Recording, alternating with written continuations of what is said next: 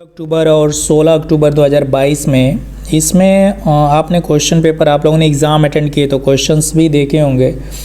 Comparatively जो 2021 का exam हुआ था उसके अपेक्षा ये एग्ज़ाम थोड़ा सा टफ़ टाइप का था और इसमें नंबर ऑफ़ कैंडिडेट भी ज़्यादा पार्टिसिपेट किए थे।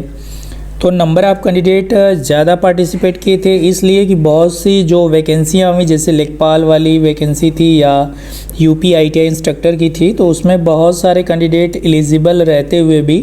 पेट का एग्ज़ाम क्वालिफाई नहीं रहने की वजह से अगर सम्मिलित नहीं हो सके, तो इसलिए सब लोग अवेयर थे। ज़्यादा संख्या में कैंडिडेट अवेयर थे जिन लोगों ने 10th 12th या आईटीआई या पॉलिटेक्निक डिप्लोमा बीटेक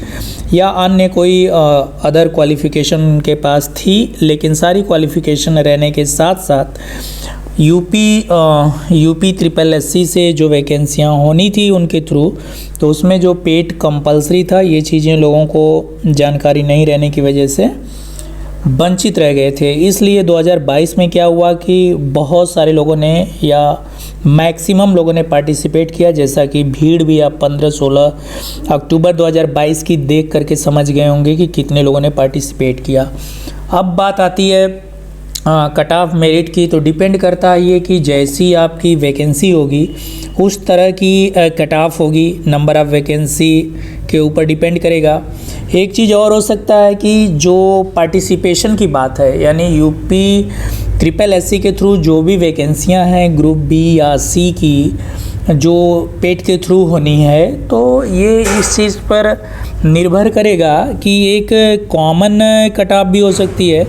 जिसमें ये कंडीशन हो कि अगर आप इतना 60 मार्क या 50 मार्क पाते हैं तो वो सारे कैंडिडेट पार्टिसिपेट कर सकेंगे किसी भी यूपी ट्रिपल एससी के थ्रू जो भी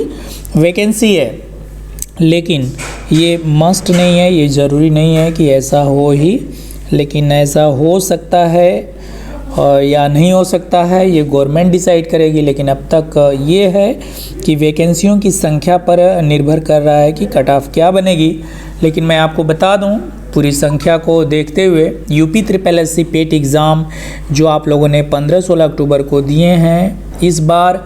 जो एक एस्टिमेटेड मैं बोल सकता हूं कि एस्टिमेटेड कट ऑफ जो बननी है may be it will be between 72 number से लेकर के 87-90 तक बोल सकते हैं। 72 से 90 तक आपकी मेरिट बन सकती है।